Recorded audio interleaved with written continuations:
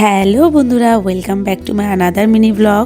চলো তোমাদের সাথে শেয়ার করি সেই ঘুরতে যাওয়ার পুরনো ভিডিও। কারণ হচ্ছে গিয়ে আমি খুব অসুস্থ ছিলাম, আমার শরীরটা খুব খারাপ ছিল বলে আমি তাই ভিডিও ছাড়তে পারিনি। তো ভাবলাম তো ঘোরার ভিডিও না দিয়ে কি কি খাওয়া দাওয়া হয়েছে তোমাদের সাথে সেটাই শেয়ার করি। তো দুপুরবেলায় খেতে দিয়েছিল হচ্ছে গিয়ে ভাত আর ডাল, ঘ্যাট, আর তার সাথে ছিল হচ্ছে গিয়ে আলু ভাজা আর হচ্ছে গিয়ে মাছের ঝাল। তার সাথে ছিল হচ্ছে কি মিষ্টি আর জোয়ান।